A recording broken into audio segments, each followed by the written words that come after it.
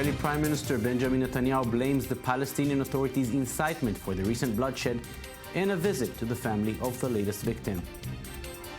Iranian President Rouhani says despite the unfreezing of $32 billion, Iran has many structural and economic problems to overcome. And while Ted Cruz and Donald Trump fight for the GOP leadership, the controversial businessman promises a surprise announcement later tonight.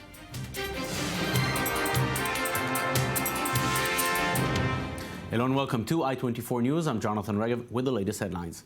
On a visit to the family of murdered Israeli Daphna Meir, who was stabbed to death in her home on Sunday evening, Prime Minister Benjamin Netanyahu, accompanied by Defense Minister Moshe Ya'alon, slammed the Palestinian Authority for the incitement that pushed a 16-year-old boy to murder Meir, a mother of 6.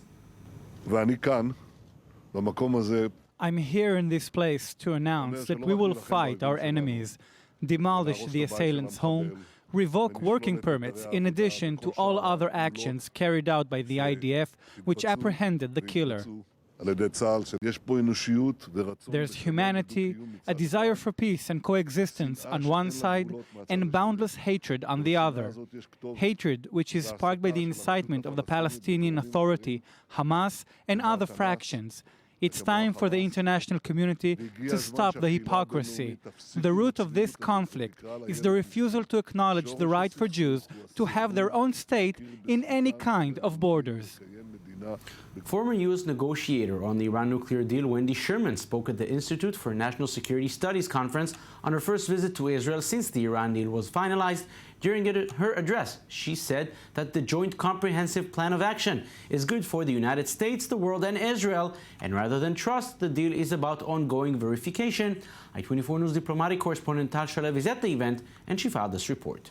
The timing of this conference, just days after the Iran deal reached implementation day, makes that deal one of the most discussed topics. And Wendy Sherman, who was the former chief U.S. negotiator to the Iran talks, gives quite a compelling address here. Of course, repeating the well-known American administration talking points, hailing the deal as good for the world and good for Israel. And Wendy Sherman explains that the deal does set back Iran's nuclear capabilities and increases significantly the monitoring and verification regime. Wendy Sherman says that if Iran will return to develop a weapon, all options will be on the table. But she also gives an inside look into the difficulties of negotiating, specifically focusing on the tensions with Israel, which she calls painful, as she does come from the American Jewish community. She says that the U.S. and Israel should draw conclusions on how to work together in the future. She says that if Israel and the U.S. work together, everything is much better. Iran's central bank chief announced today that the country will receive $32 billion of unfrozen assets after sanctions were lifted over its nuclear program. According to the statement, $28 billion will go to the central bank and $4 billion will, quote, be transferred to the state treasury as share of the government. President Hassan Rouhani weighed in on the revelation. Sanctions are gone, but it is a long road from sanctions to developments. We have to work towards this path, and it is doable. Today's main problems are unemployment, stagnation, and the lack of economic boom. We also have a lot of structural and economical problems. According to Russia's defense ministry, the country's air force has made 157 sorties in Syria in 4 days and delivered over 40 tons of aid to the besieged city of Deir ez-Zor and other towns blocked by the Islamic State. A spokesman added that a Russian warplane had destroyed strongholds in the Deir ez-Zor province and killed more than 60 militants, where IS executed Syrian civilians in large numbers recently.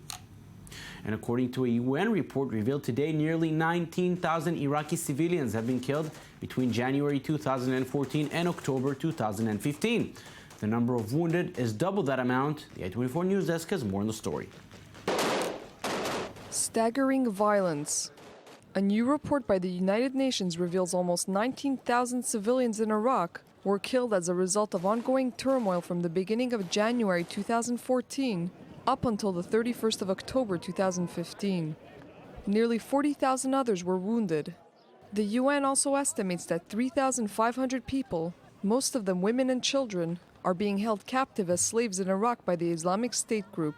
The report, released on Tuesday, is based on the witness testimony of victims and survivors of rights abuses in the war-torn country.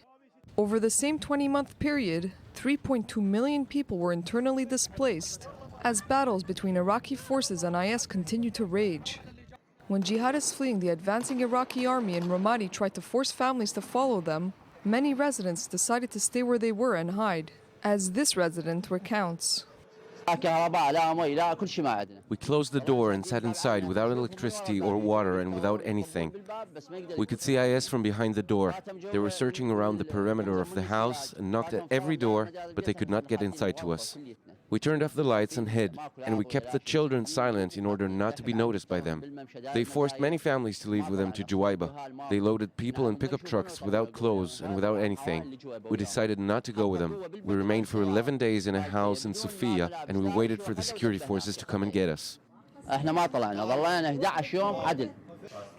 But even for those who managed to escape the clutches of IS by leaving their homes, other dangers lie in wait. Most of the families are wounded by bombs planted by IS on roads.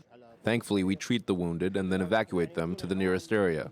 Sometimes we receive 20 families at a time, and other times we receive less.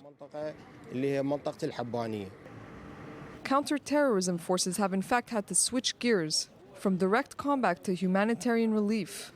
And IS's use of civilians as human shields also spells troubles for upcoming battles in Mosul, a city in which there are roughly 1.5 million residents, and which Prime Minister Haider al-Abadi has vowed to recapture this year.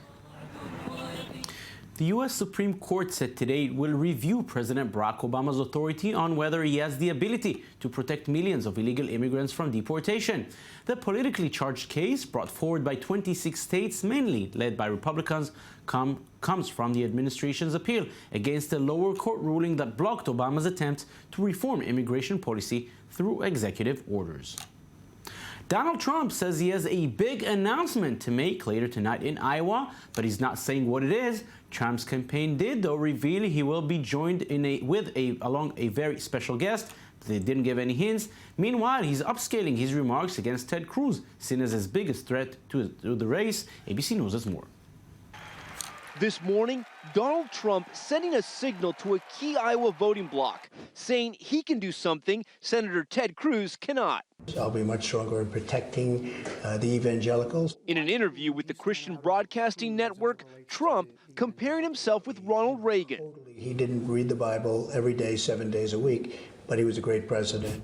On Monday, Donald Trump quoting scripture at Jerry Falwell's evangelical Liberty University, fumbling the Bible verse typically known as 2 Corinthians. But 2 Corinthians, right? 2 Corinthians 3:17, that's the whole ballgame. And now Rush Limbaugh issuing this warning to voters. There are a lot of conservatives who think that he's a wolf in sheep's clothing, that he's a traditional lifetime New Yorker, and that means something. And according to Cruz, he's chipping away at Trump. Don't listen to any candidate. Look to our actions. As the scriptures say, you shall know them by their fruits. And while Trump is taking the fight to the airwaves, the Cruz team believes Iowa will be won on the ground. At Cruz headquarters in Des Moines, volunteers try to make 1,200 calls a day. This is what we're convinced wins Iowa. But Iowa nor New Hampshire have ever seen a campaign or a candidate like Trump. What was that? Is that a dog? Hillary! Uh-oh. It's Hillary.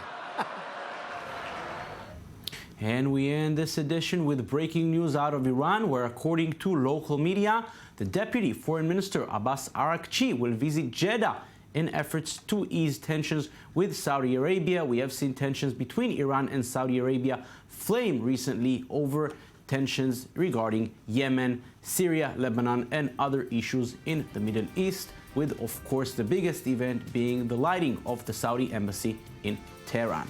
That's it for this edition. Don't forget you can watch us anytime on our website at i24news.tv. You can also find us on Facebook and on Twitter. Thank you for watching.